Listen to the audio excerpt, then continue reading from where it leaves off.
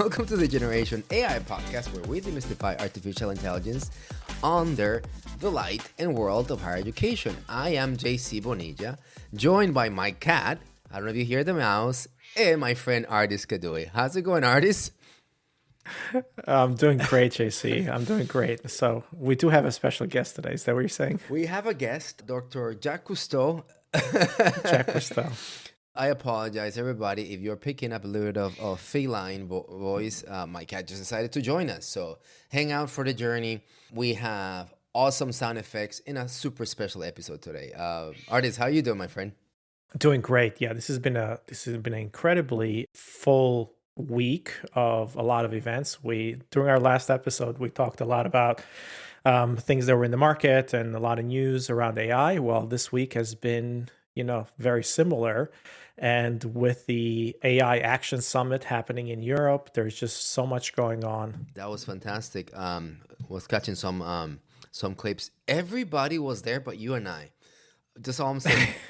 They were missing two important guests. It was in Paris, so it would have been great to be there. It would have been you and I in Paris. Hey, Ardis, before we kick off the episode, which is a really interesting conversation, I wanted everybody to remember that we have these three series on Agentic AI, and we've been looking at our stats, and it's doing really well. There's a lot of appetite specifically for episode number 1. So everybody thinking about Agentic AI, want to understand Agentic AI, the evolution that it has on higher education, how does it impact around the world of multi-agent collaboration, so orchestration of many of them, and how does it change the workplace? Ardis and I did a 3-series episode, and it's doing super, super well on download. So everybody, keep at it. It seems that it hit a chord. Anything to add there, Ardis? So our conversation around agentic AI is going to actually flow in to today's conversation as well. It kind of it fits really, really nicely, and it fits a little bit a longer vision of where we're going to be in 2035, which is incredible. And that's kind of JC is going to lead this episode, and we're going to go through that for sure. So today's episode, it's a combination of two ideologies. One, an observational ideology led by the one and only Sam Altman. He recently published a statement as a blog on 3 observations that now mixes really well with an empirical study, basically a data-driven report that comes from Anthropic that is labeled the Economic Index, in which we start seeing how this evolution of artists. There's so many animal guests today. Oh my God, my dog your dog just went off. Everybody. So I'm loving this episode. Brought you by Element 455, the zoo theme. Anyway.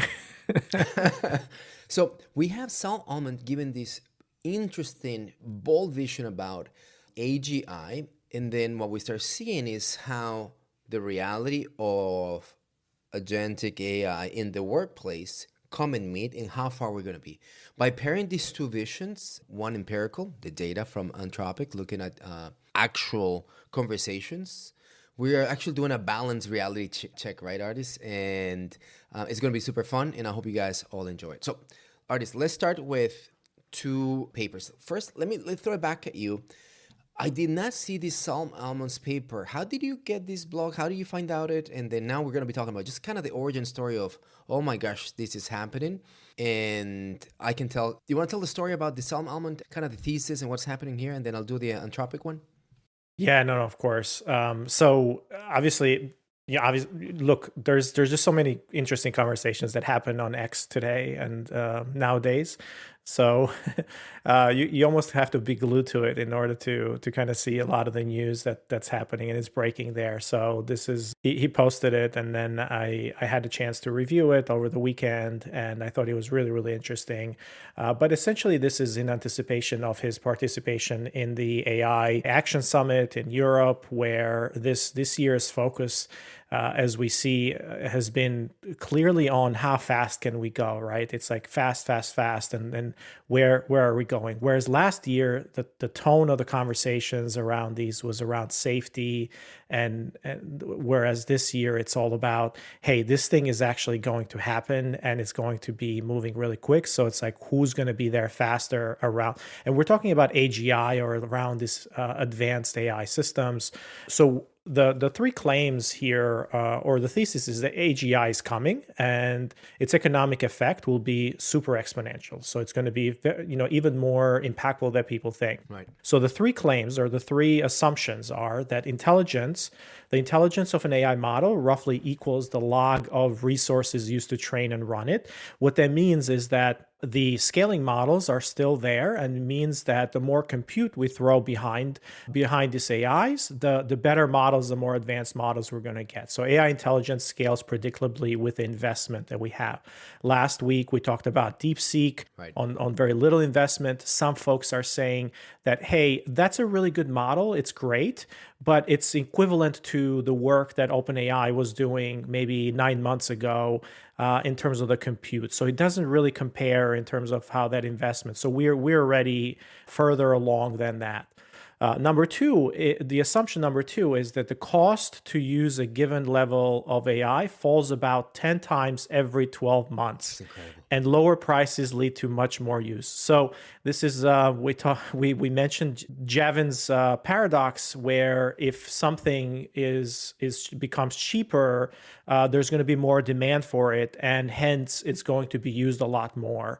So in this case, what this is saying is the cost of AI is dropping 10 times every year, accelerating adoption. So 10 times every 12 months, meaning that if something was costing us, $10 to do last year, that cost has come down to $1. So if you had an application in the market that was based on how much AI you were using, expect that cost to go down. And this is an area where Element and we're very, very keen on, and we knew that the trajectory of this cost is coming down drastically, and we're focusing on how can we accomplish things better rather than focusing on the monetization of it. And we've had a monetization episode in the past as well. Number three claim or assumption is that the socioeconomic value of linearly increasing intelligence is super exponential in nature, right?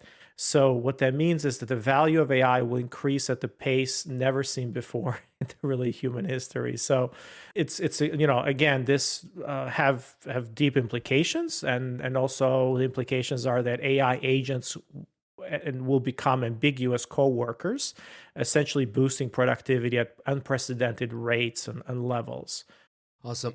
Let me now give everybody the perspective that comes from Anthropic. So Ardis just walked us through Sam Altman, CEO of OpenAI, with this logic model, if you will, that if predictability on the scale and investment, but at the same time we see a negative relationship on the cost to produce that, therefore we're going to have substantial application and benefit to humanity. So now Anthropic, it's looking at millions of anonymized conversations from Claude, which really gives an opportunity to understand how this is applied in the real work, and specifically this definition of a modern economy. So think about how these two papers are going to come and merge, and that's kind of what our episode is all about. So at the outset, and you can go on and see this research posted on their blogs. It has an actual download of the paper. They also made their data set available for anyone who wants to come and mine it. Super fun. And they're calling on researchers, economists, and social scientists to come and join this effort. But their claim is that the impact of AI labor is being observed today, specifically creating two important paradigm shifts. One that we've seen before, the one that is a highly uneven and concentrated type of AI, and we're going to come in and talk about that. It seems that it's doing better in certain parts of income, alluding to inequalities per se, and to specific tasks, right? Thinking about, automation and tasks, we're going to come and talk about that. So 3 key findings, Ardis. 36% of the occupations now use AI at least 25% of their tasks. So we have more than a third of occupations using it, and from that, a quarter of their workload has tasks running on AI. In terms of adoption, artists, our field, our profession, writing, not that one, software development and analytics, like what you represent and I are both worlds, is where the highest adoption is taking place. Writing kind of following that. And to the point of where in terms of jobs, where in terms of humans, this is basically seeing the largest adoption, utilization. It peaks in mid to high wage jobs. So if you think about the distribution of salaries, artists, so if you make $1, if you make $1 million, we can start generalizing what you do. So when this medium salaries are between 50,000 to 150,000 yearly, this is where we start seeing the most utilization of AI, alluding to what happens to highly paid individuals, not going there, but also the individuals and professionals who are in the lower distribution of income. So what does all this mean? Interesting. From the data, what we can see is Anthropic is reporting that AI may be a selective tool and not an all-encompassing workforce revolution. That it's an interesting provocative thought because Ardis, and this is what I want to tell you at the outset, like how do you combine these two? In a way, they're in odds. Altman telling us this is happening and all the inputs to the adoption and the revolution and impact are here. So therefore, it's going to be substantial surplus of benefit. Anthropic is telling us, but wait a minute. Today, what we start seeing is that is not an even distribution of benefit. So what are your big points and what are you taking at the outset? Like, so we can, before we go in and jump in and start breaking this down. Yeah, I want to highlight that one thing I wanted to kind of explain is that what Anthropic did, which is really, really cool, is that they've built a pipeline of usage from their Claude models. So they actually see all of the usage that's happening. And what they're doing is they're distilling the questions into different categories or the work that's coming from there, and they're distilling that and they're saying, hey, this is, let's say that, you from Element, we did a lot of coding in there, and they're like, okay, this is how much coding was done, and this is kind of the area, and we know that certain questions come from certain fields, and those are the topics that are being asked. So what they did is they kind of put together an anonymized set of data, just looking at the conversation topics and the conversation components in order to produce this, this correlations and data. So this is real world usage today and what's happening today. And when you look at OpenAI's or Sam's kind of three observations, is that what he is basing it on is three assumptions or three observations that are holding true in the world of AI today. And he's projecting this. And self-serving, right? Correct. Exactly. So he's projecting it in the future, right? So those are very, very different. So we're seeing what's happening today, real world, Anthropic research, and then projection of what can happen in the future and what he's kind of seeing. So two totally different things. They go really nicely together though. So let's jump into some, I would say, inferences that Ardis and I are starting to draw and how we can have this conversation around this picture that in this podcast and in this show, we're basically cumulatively building, right? So in number one, we've been talking a lot about the digital worker and the emergence of the AI workforce. So Ardis, let's have the conversation about how fast this is happening, because Altman is telling us this will take place and it will be a super-exponential growth, right? AI, he's talking about this kind of scalable logarithmic aspect of compute and investment. What does that mean is that it doubles and it doubles. So right, it's the compounding effect, as you all know, right? The pace of economic change actually surpasses the one that we've seen in semiconductors, right? The Moore's law, right? And AGI will basically impact and enable everybody. In a way, he's saying democratization of AI for all. A data-driven reality, Anthropic. Well, AI use is deep in certain professions. 4% of the occupants of the occupations in this kind of subset, they use AI in 75% of their tasks. So many of us in our sector, and I guess that's you and I in that subset, we're so bullish in adopting this, but 96% of the workers are still not there, right? So AI impacts varies across industries. So And this is something that we have like intuitively seen from our conversations, both organizations and also what we're seeing on the institution side. Our conversation work with a lot of them. The adoption is very choppy. Like yes, everybody's talking about it, but the actual real work that they're doing and how they're adopting it is very low, and it's slower than we anticipated. so would you think that Sam Altman is overestimating the impact of AGI?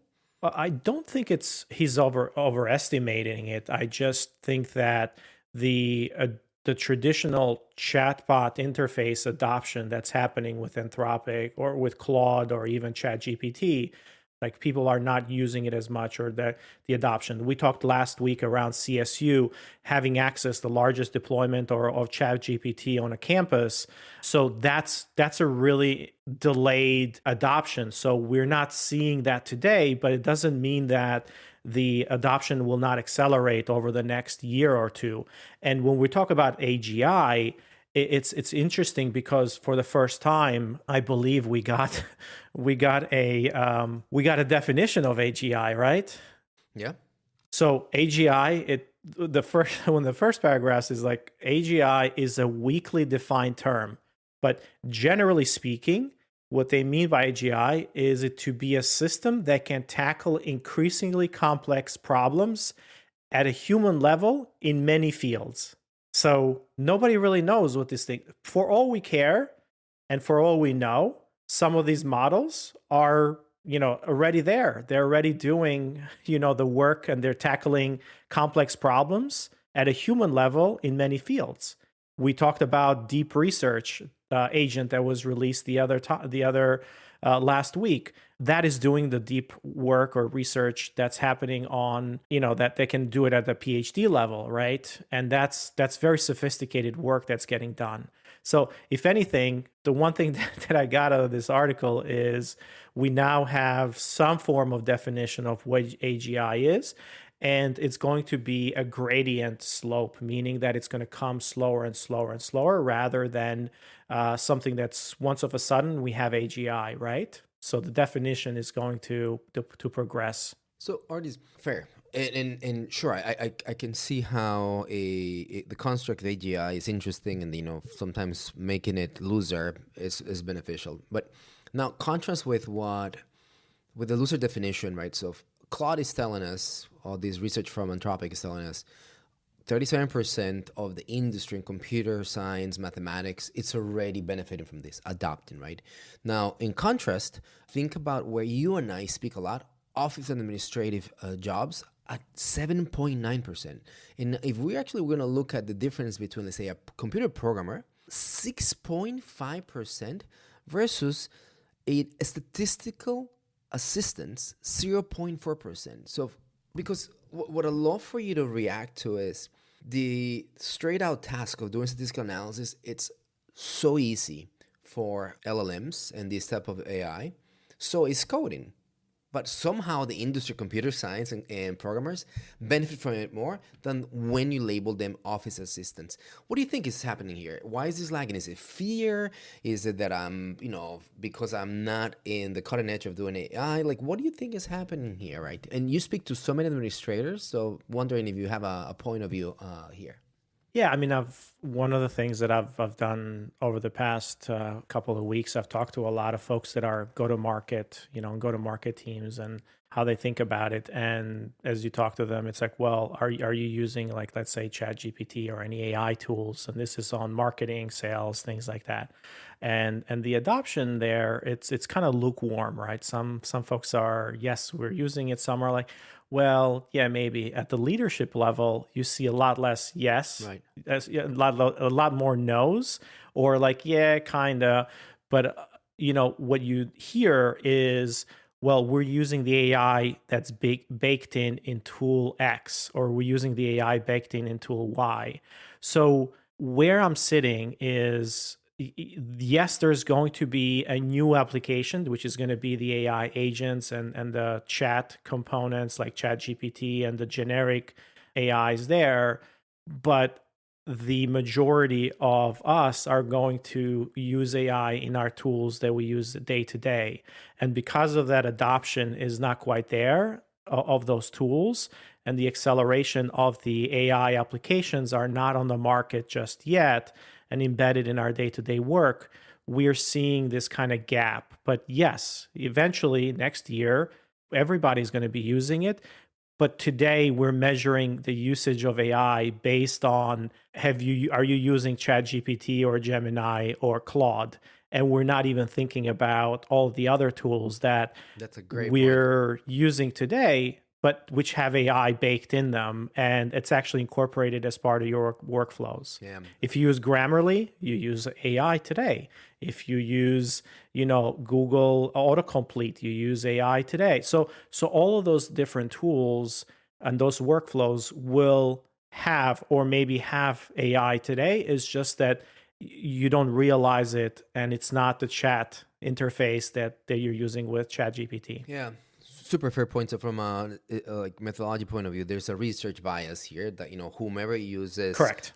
Claudes of the world, by definition, they may enter these professions in a more normal way. Now, let's move to our second talk point here, and it is connected to what I just asked Ardis, the difference between the computer scientist or the office administrator, and they're both doing technical things. Why one dominates? Why there seems to have more incentives rather than the other one? So all of us have been talking about, well, because AI should always optimize for automation, optimization. So those are the use cases. So something really interesting that happens here is the debate between automation and augmentation, right? So, and I think augmentation, if it's not clear to everybody, is how you start thinking about creating tasks that support you versus the orchestration of things to replace you, the automation. So Altman's viewpoint is that when we reach these stages, AI would look like a junior coworker.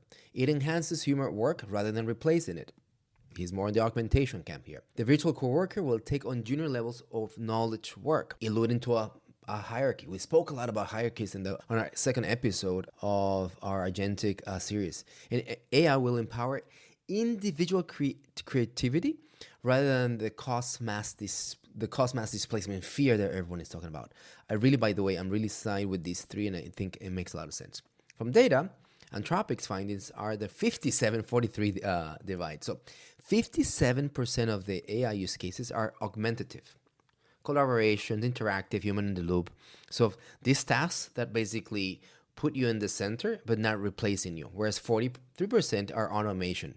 Attempting, the conversation looks like it's trying to replace the human in execution. So here is the divide between automation and augmentation. Ardis, throwing these stats at you, how did you land with this divide? For me, it was like, whoa, wow. I was surprised that augmentation dominated rather than automation. So how did these two things, automation versus augmentation, that debate land in your head? Yeah, I mean, when you think about knowledge work, there's just a lot of, if we're replacing knowledge work, or if we're amplifying, if we're thinking about knowledge work that we do day to day, there's a certain component of that knowledge work that requires some higher level thinking or some orchestration that these models are not quite there yet, right? And that's what we're talking about as AGI level models and AI gets better, and these agentic workflows become better. We really haven't seen them come in yet. So the part where humans and augmentation comes in is like, yes, I have amazing assistants that work and help me out, but they can't do things on their own just yet. They're not powerful enough, and they can't kind of reason about certain things, for longer periods of time. So the best way that we can amplify ourselves is by having a human be a 10x employee or 20x engineer or 50x or 100x, right? So the augmentation part is really, really important. The other part that I hear quite a bit is around automation. If you think about automation, it simplifies something that if we're going to leave AI on its own and automate a process, a lot of those processes cannot have false positives or cannot have error rates, right? So the error rate of AI today, or generative AI in these models, there's still hallucinations and there's still error rates. In some cases, they're very, very small. However, a lot of those workflows and automations expect almost flawless or very, very high accuracy on those. And by definition, generative AI and these models, there's variations in there. So they're not 100%, they're not deterministic, right? So we need to do a lot more work around systems to make sure that we catch those errors and we fix them.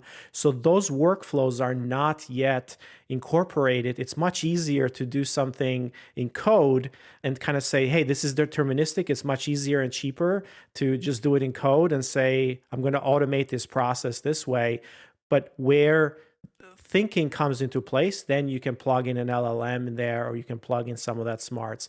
I was having this conversation yesterday with the team, or with Petter actually, from our engineering, and it's like, well, we have this reasoning component that we want to build, or this orchestrator, and it's like, we're thinking, okay, what's cheaper? Do we just go with like some very simple heuristics and kind of a direct computer, like a loop, and start thinking about it in a more deterministic way?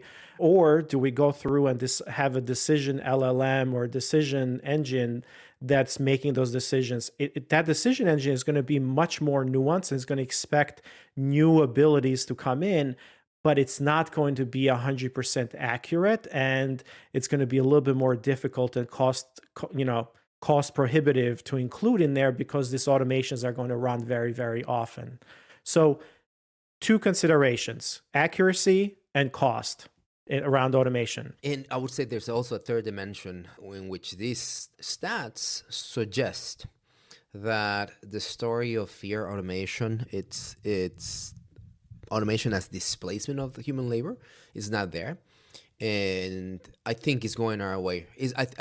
I think it's going our way. If these stats came overwhelming towards automation, because of your point that the technology is not there. You mean replacement? Yeah, replacement. Yeah. When I think about automation, the way, at least the way I read the paper, is trying to understand the angle of fully replacing the human with executional tasks. And we're not there, thank God, because to your point, the systems are not there, right? So as this progresses, my hunch is that these numbers probably will level up, and by industry, you'll probably start seeing that computer scientists and whatnot start looking at mathematicians, start looking at higher rates of automation, and the other sectors maybe not. Ardis, last question on this segment. So you're talking to the company, and you do a lot of this, but now this is not Petter, a technical team, right? Thinking about when, as a CEO, as a leader, you're talking to marketers, office reps, basically the entire ecosystem of the organization. And then the key here is to incentivize augmentation tasks, right? It's hard to do it, right? And do you have any words of advice on how do companies, schools, and leaders should incentivize augmentation? And again, by what we mean with that is the introduction of AI for collaboration, interactive, human-in-the-loop type of work. Yeah. AI-powered and people-focused. This is the future of higher ed. Join us in Charlotte, June 24 and 25 for the 2025 Engage Summit. Learn how AI transforms student engagement by blending scalability and authenticity. Enrollify listeners get 50% off with code Enrollify50. That's Enrollify50. Register now at engage.element451.com. Well, look, there's real gaps that we see on our workforce today, and the ability to provide support to our customers, and in our case, higher education students, right? So we are short staffed. We can't answer all their questions. We're usually not there 24/7, so that student has to wait. They're filling in a form on the website in order to get an answer. They're coming to the office and scheduling an appointment, sometimes for weeks later, in order to get kind of course advising, or to figure out like what to do with their kind of career advice and so on and so forth. So where we see AI being really, really good and is around filling those gaps where humans are just not there, right? We cannot support somebody 24/7. It's just not the availability of how we work. So, when you think about the augmentation, don't think about it just the work that you're doing in real time and augmenting your output, but think about augmenting like the outcome as well. So if you're doing that outcome, if you're doing the outcome and you're answering that phone, can the AI answer that question, and then you can focus on other higher important, things? Or can the AI do that off hours? So it's like you have this hybrid mode that we talked about before, where AI is there, but it's off hours and they're responding off hours, whereas you're doing it during office hours. And then the types of questions that are available are different. So the workload can be, weighed a little bit differently.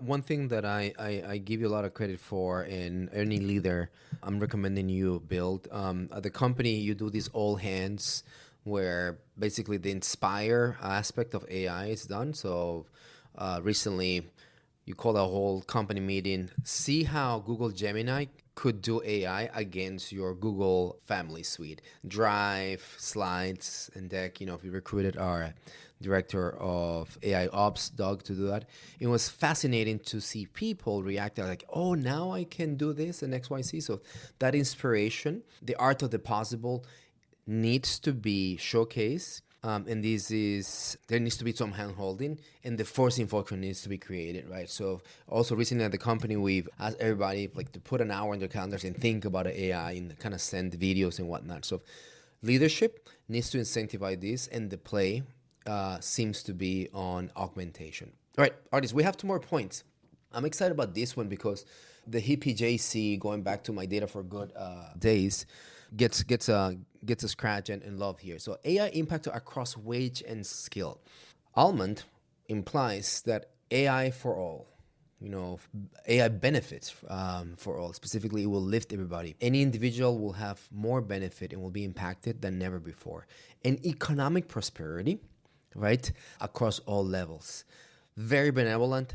Love that, especially because you and I are so embedded into the AI ecosystem. Anthropic, on the other side, are telling us that this is being seen specifically on mid to high wage jobs the most. As I said before, it seems that it peaks on these $50,000 to $150,000 median salaries a year, but rarely we're seeing it on elite or low wages professionals. So AI adoption is strongest in certain cognitive works, which it reminds me so much to this evolution that we saw on the knowledge economy, right? And how it starts to basically benefit some other people. So talk to me about how you see economic mobility through this, if any. So what do you see here, man? I mean, this is a story that hasn't been written yet, right? And we can speculate it all we want, but we talked very briefly around access and the access that folks have around AI. And one of the things that Sam and OpenAI has done, or at least they're thinking about, is like, how do we bring the cost drastically down? And when that cost is down, then we have more access for everybody to use this advanced technology, and then the prosperity comes because of that usage. So the prosperity comes just pure exposure, adoption, how we're able to do certain things that we weren't able to do before. We can accelerate, economic benefits from it. Think about some of the efficiencies, and I'm going to go not political, but just essentially around efficiencies, right? Think about our U.S. government, and think about all of the work that the Doge team, or at least they're looking at, to do. And one of the things that comes up over and over again is not that people are bad instinctively, right? Or they're not doing their jobs. It's just that processes and the way we've always done it sticks around for a really long time. And what happens is that those processes do not evolve to match the new demands. and hence there's a lot of callus that's built, and there's inefficiencies that get built into the systems, and they get piled on and on and on and on and on. So when we look at the potential for AI is in bringing in the cost of replacing those processes down to a level where it would be insane not to actually do it, right? So if somebody sees and says, "Oh, I'm going to gain 20% efficiency," and it's like, "Nah, you know what? Like just the idea of changing a process or changing a system, if it's only 20%, you're going to live with it." But if something is 10 times more efficient or 20 times better and more efficient, and the ROI is 20 times more, then you're going to think very differently. And this is in the world of software development. When you build something against an incumbent, it has to be 5, 10 times better in however you measure that in order for you to displace that incumbent. Otherwise, there's going to be a lot of friction there. So we see the same way with AI and the AI adoption. It's going to replace things when the cost differential of doing it the old way versus the AI way is 10x or 20x more efficient. I do agree with you that this book is not written, and we're just basically starting with chapter 1, not chapter 2 type of vibes, and the story can go in multiple directions. But I've seen this movie before, Ardis. I've read a book like this before, and it stems from something that you and I are very close to, right? I am associating this with data science. When it first started as a field, many people like us, overnight, we self-label ourselves, or someone told us we are data scientists. What is that? And you start benefiting from it. What does that mean? Then fast forward 10 years later, the industry brought in the data scientists, the machine learning, the data engineer, and then all of a sudden, like the business intelligence professionals, the analytics people, all that ecosystem got lifted, right? So what I'm expecting here is incredible mobility, and it's going to be in a sector, and it's going to move. And then people who are adjacent to this skill. So you may be a programmer, you may be a linguistic expert, you may be very good at critical thinker, you benefit from this wave. But the word that you mentioned is displacement. At the end, I do think that's going to take place, because what I saw with this analogy in data science, there was a displacement for a classically trained statistician, the actuarial science, like those type of fields that were rooted in a data science alike profession, and then in a way get displaced. And this is the analogy that I love, right? PhD trained kind of person, me, all of a sudden I'm competing with a high school person who has never gone to a higher education, and she is 10 times better in data science than me, right? That basically was the machinery that allowed data science to be really, really interesting. So it displaces and it opens up opportunities for career paths that are new. So we'll see how it all unpacks. And I think in the short term, the economic benefits will probably be more narrow. All right, our last point. There was something about who owns this. So the story of this chapter of the book is being written, but many more chapters are forthcoming. So who owns that? Who writes that? And I think that is really interesting to understand how the economic benefit, it's something that, Sam Altman and OpenAI, with their mission of bringing AGI to us, it's for public good, right? So when thinking about economic benefit, and the AI knowledge economy, if you will, right? So Saltman thinks that compute budgets for AI and for all, right? Thinking about there's a public good, thinking about giving everyone access to advanced compute, right?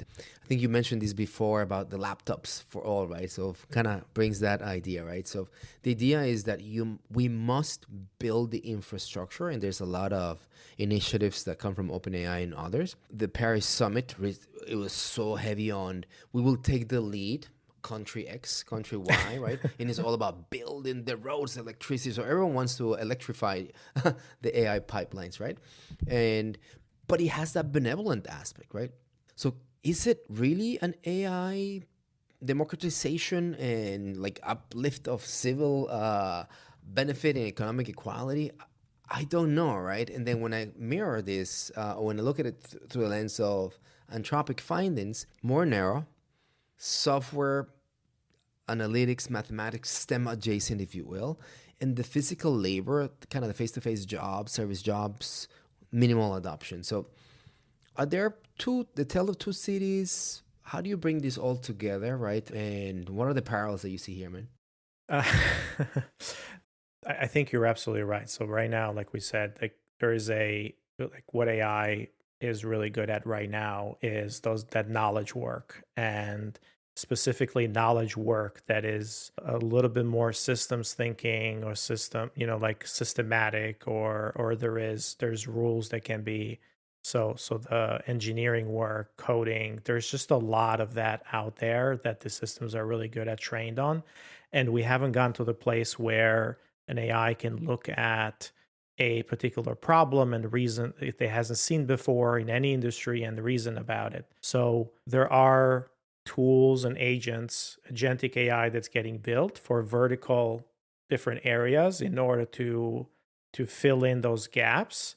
But the physical world is not quite there, and robotics is one of those areas where is going to be the next phase. So if you listened to Jensen Wang's keynote, and I think we talked about this very briefly, you had perceptive AI, which started, this is kind of the deep learning AI. We have perceptive AI that started in 2012, where AlexNet, the AI, was able to perceive the world. So he knew images, he could see images, he could he can listen to voices, he can synthesize stuff, he can do natural language processing.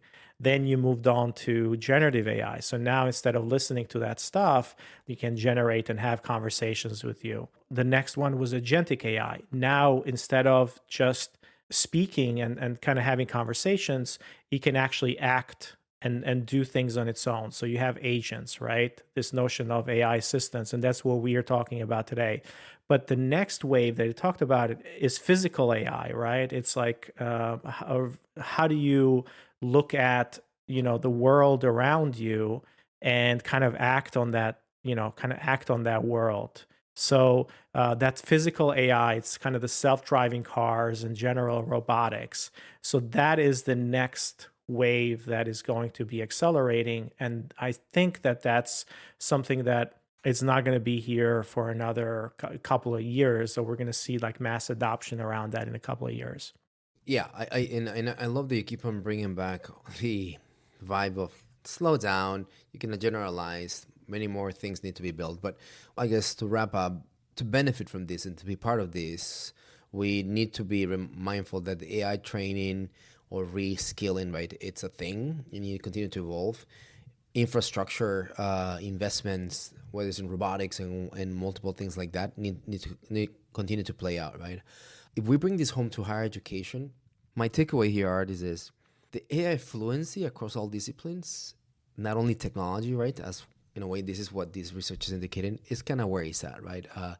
You and I spend so much time thinking about how AI could solve the student engagement problem that higher education faces and what the opportunities are there and so forth, right? But we need our counterparts to meet us with, I get it and I know how to deploy. So AI fluency, to be generalist, it's kind of where I land is. So any thoughts on that before we kind of wrap up? But I guess what I wanted to say is I get it. It makes a lot of sense. More things for common investments will match, but everybody do your part. And your part right now is be fluent in AI. And that means educational, understanding what it does and how to bring it. So start thinking about augmentation, as we mentioned in the prior episode. I think that's spot on. I think we're seeing that preventing the economic gaps. You really need that AI training and reskilling.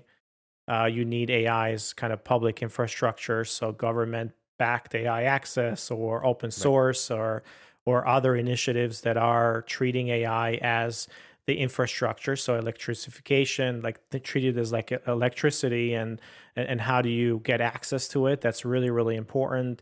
Think about back in the day where like we talked about the laptops in schools and giving access to that. Like if somebody did not have internet, like internet became a huge mobility. Think about AI in that same way. folks need to be exposed to that. Those who are going to get exposed to it earlier are going to be, better off in the future because they're now going to be advancing a lot faster. Chances are, if you had internet access or if you had a computer in your house, as if you were younger, then chances are that you are in a very, very different position right now. In terms of the adoption, you're entered a STEM field, or so those are things that exposure by definition gives you the ability to think through how this can be used to solve problems as a tool, and then you start using that tool more and more, and that's how you get proficient in it. So awesome. Well, everybody, I hope you have enjoyed our recap of these two different thinkings and approaches to where we're going. Future forward logic model from Sam Altman, positioning AGI with three ideas, and how Anthropic is starting to see the utilization of conversations in cloud today. In the near term, Ardis, I think what this reminds us is there is deepening adoption and impact of AI in certain fields, but many other fields will gain and probably catch up, right? Yes, AGI, it seems that is around us. It's coming, right? And it could be an accelerator. Need to keep eye on the equalities and the control. How do we think about that, right? So I think who benefits, question mark. And I appreciate your points that let's slow down. It's not written yet. At the end of the day, right, the AI workforce is upon us in adaptation.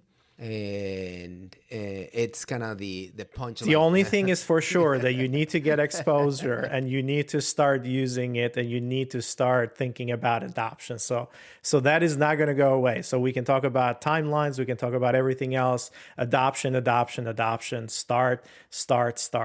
I guess that's the only, thing that is going to be true today, tomorrow, next week, in a year. If you don't start, if you don't, implement, if you don't adopt, you're going to be left behind. And that is the only one thing that I can say for sure. And I guess I can bet you on it, or you can count. I don't know what other euphemisms, to use around it, but hope you've enjoyed this episode, everybody. It was a little bit deeper and thinking it through, like how this kind of leaders are thinking about, both from a future looking perspective, because they're building and investing billions and billions of dollars on this, but also what the state is today and kind of how different industries are using it, with some deep research as well. We're really excited about this. We're pragmatic in how it gets adopted and how it gets used, but at the same time, we're very enthusiastic in kind of the ability for us to amplify ourselves and to augment what we do and build real impact to both of our students, to our customers, and to, essentially to a lot of folks, to our industry overall. Till next time, everyone. Thank you, everybody. We'll see you soon. Generation AI is part of the Enrollify podcast network. If you like this podcast, chances are you're going to like other Enrollify shows too. Our podcast network is growing weekly, and we've got a wide range of marketing, enrollment, and higher ed technology shows that are jam-packed with stories, ideas, and frameworks, all designed to empower you to be a better higher ed professional.